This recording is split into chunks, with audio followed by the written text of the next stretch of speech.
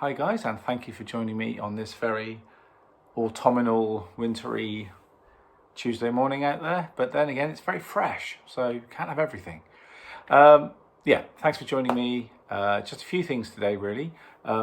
Just to let you know, I'm going to be posting a lot more videos this week, a lot more pad videos, also some groove videos, and come Friday, there will be a video at last, long last, about my 1966 Leedy Shellyman drum set in Burgundy Sparkle. Ooh. Once owned by Rod Coombs. But I don't want to give too much away. I'll wait till Friday for that. But people have seen the pictures and said, oh, you still haven't talked about it. I'm getting to it. So I will get to that on Friday, so you can finally see what it sounds like. And I posted a short yesterday, I think called my 1966 Leedy kit tuned down or something. So I tuned it right down and put Remo Ambassador coated heads on it. Because before I had some Evans heads when I bought it from Tristan at Drumatic. He had some Evans 56 sort of vintage heads or whatever, which were nice, but they killed the sound a bit too much for me. I just wanted something a bit more open. I love Evans heads, don't get me wrong. I used to use them a lot before I went to Remo, who I've been with for maybe 10 years now or something. But anyway, this just sounded great. So there's that clip. That's if you go to my YouTube channel and then hit on Rob's YouTube Shorts, you know, you'll see all those clips, and you'll see that one and a few things I did last week. And I sometimes share them on other social medias as well, like my Instagram and my Facebook. So anyway, they're all getting a lot of love, so that's cool. So that's coming on Friday. In between today and Friday, there will be a little clip once again on my Vistalite snare drum. I can't resist. And today, really, as I say, it's just really gathering of information and various things. You know, these Tuesday videos seem to be more of a catch-up kind of thing. And firstly, on that note, I would like to say, even though this isn't catching up, this is just telling you something that you should check out. This album, John Metcalfe, and it's called Tree, and it's on the Real World label. Very cool. And I first heard about this album through Peter Gabriel's Full Moon YouTube shorts that he's posting. I think it's called Full Moon, and I watch them every month, and I'm looking forward to the new album. It's going to be great. I love what he does. And he was saying that some of the string arrangements were done by this fella, John Metcalfe. And in the same clip, he said you should check out his new album. So what did I do? I went and checked out the album, and it's absolutely fantastic. It's a wonderful album, and it's sort of like, if you like Michael Nyman and Roger Eno, and that kind of ambient string vibe, and Hannah Peel, that kind of thing, then I think you'll dig this. It's really good. I've only had it a couple of days and I'm still getting used to it. But I streamed it to check it out, and yeah, it's just brilliant. It's absolutely fantastic. But I haven't sat down with a glass of wine and gone through and read all the sleeve notes as yet, or smelt the vinyl, but I will. So yeah, if you're into that kind of music and you like things chilled, no drums at all, yes, get rid of those tub banging things, then check out The Tree. It is awesome. Also, you know, tickets are going for the Legend of Ringo Starr show that we're doing.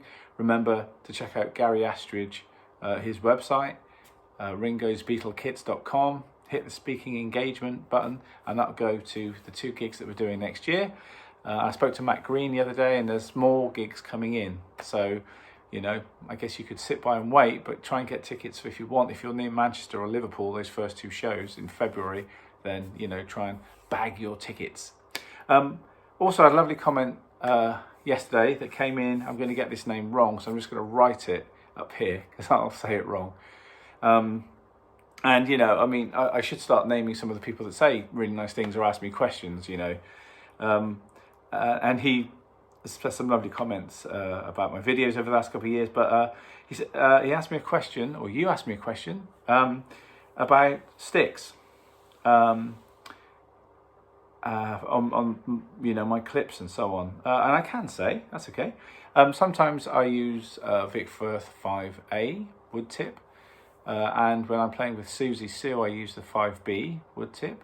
But just lately, I've been trying the ProMark 5As, and they're really good. They're called Real Rebound or something like that. I bought them in a set from El Toro Music in Chippenham, and that was a winner. And yeah, those sticks are superb. You know, it came in a set of, I think we got 4, and 3 are like lighter and 1 pair is darker wood. But you know, literally they went in my stick bag, and I really haven't pulled them out to read about them. And the other sticks that I use on some of these clips, whether it be in the house or the kit or the studio, the kit, whether it be on the kit, on the pad, whether I'm in the studio or at home, there we go, it would be Bopworks sticks, which are made specifically for jazz, but they don't have to be. The Art Blakey model I used, you know, in funk and some rock gigs as well. You know, it's universal. I guess it depends on how heavy you hit and stuff, you know. But I use in the Bopworks ranges, I use the Art Blakey. I've used the Shelly Man set, which are lovely. Birdland are the ones I use the most, and the West Coast. So West Coast and Birdland are the ones I would say I use the most. When I was out touring with Lorena McKinnett back in 2017 and 18, I was using the West Coast on most of those gigs because it was lighter. Her music didn't need the heavy sound that the 5As and 5Bs brought me from Primark or from Vic Firth or any other company. So the West Coast were just the right sound, and the wooden tip just sounded lovely on the cymbals. And Lorena's music isn't about, you know, heavy groove and stuff, so I found them very artistic sticks, and I could orchestrate with them really easily. And if I wanted to lay in, they would give me that, and if I wanted to play a lot lighter, I wouldn't have to work too hard to get the sounds that I wanted. So thanks for your lovely comments, and I'm going to keep posting the videos, don't worry. I said in my last video I'm going to keep posting as much content as I can, but yeah, that's the sticks that I'm using, and keep watching and keep sharing, and thank you. And there's some other people as well on this same thread, which was my cat purr rudiment that I showed the other week. Seems to have got quite a lot of love, which is great, you know. As I say, I never claim I'm reinventing the wheel on any of these things, but they're just things that I found that work for me in my humble, you know, 40-year career or whatever it's been. So yeah, wicked. What else was I going to remind myself about? I think that's it. I've managed to do it under 10 minutes. Brilliant. Fantastic. Watch out for some upcoming workshops with Drumatic in Frome. So all the people in the southwest and around that area, there's going to be an announcement coming very, very soon, which I'll share on a separate clip when that comes up.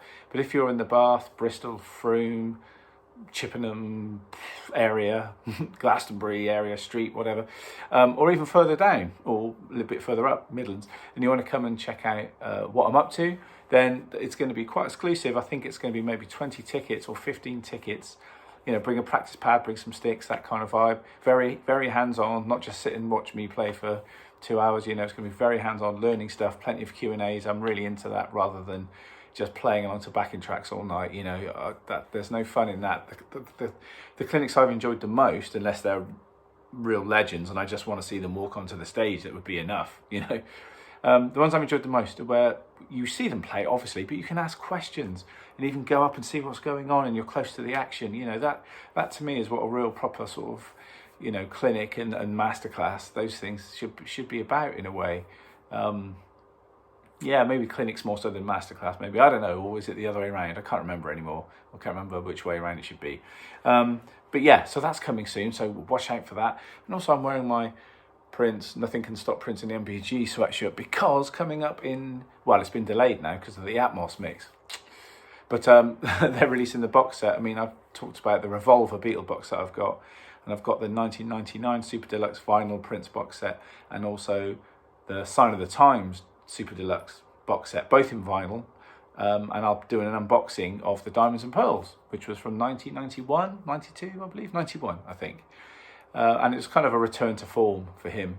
For some people that don't really know Prince at all, they only know Purple Rain album and Diamonds and Pearls, because Diamonds and Pearls had some of the biggest hits on for certainly a number of years, though he had released records, but you know, maybe the singles weren't always the best choices. But that's for Prince fans and aficionados to argue over. But yeah, I don't think his single choices were always the right ones, really. But there you go. But Diamonds and Pearls, like so many singles, Diamonds and Pearls, obviously, Cream, Get Off, and I think there's one other that I can't remember. Money Don't Matter Tonight. And is there another? I don't know. Oh, Insatiable, which is an amazing ballad. So yeah, that's coming soon. So that's exciting. So I'm sort of rocking this a bit more in my videos because I dug it out of my side the other day because I forgot I had it. And I actually bought it from the Prince estate. I don't know, back in COVID, I think, when it was, or maybe slightly before. Anyway. So once again, as I always say, thank you for liking and subscribing. Hit that notification bell, bing, so you know when I'm posting more videos. Please keep the two-way thing going. You know, still some nice comments and not so nice comments coming in about the Susie gigs. Again, it is what it is, you know. If you enjoyed it, great. If you didn't, I'm sorry, but you know, that's what went on. And thank you for the comments on all my music vids, drum vids, and all my bits and bobs, record ones, and all that kind of thing. I'm going to keep mixing it up as we go, and there'll be a few random videos through the week. There'll be my Tuesdays and Fridays, but in between, lots of YouTube shorts and maybe just little bits of me rambling on about things, a bit like today, really. Do you know what? I might show a pad video just at the end of this because I was working on something today in 3/4, which I quite enjoyed, and I set the my Tama small little rhythm watch type thing, the smaller version, the RW30 to be exact, on a weird little setting, which I'll show you. Right, check this out. It just was more interesting adding another quaver into the mix. 1, 2, 3, 1, 2, 3. So it's like coming in on like semi-quavers. It's mental. Get the 1, 2, 3, 1, 2, 3, 1, 2, 3, 1. Anyway, that's what that does. So that's interesting, isn't it? So I set that up today and I started playing along to it and it was kind of freaky and I enjoyed it. So for the hell of it, let's just bang that on the end of this video. So have a great Tuesday. I'm disappearing with my girlfriend for a few days, 4 or 5 days. Airbnb, here we come. Yes. Get away from everything just for a little while. But the videos will still be being posted. They're all premiered up, ready to go. So, 12 minutes, I did it again. Dang. All right, thank you for tuning in. Keep messaging, keep subscribing, all that stuff. And I shall see you soon. Ooh, Instagram. Okay, take care, guys. I'll see you soon. Cheers.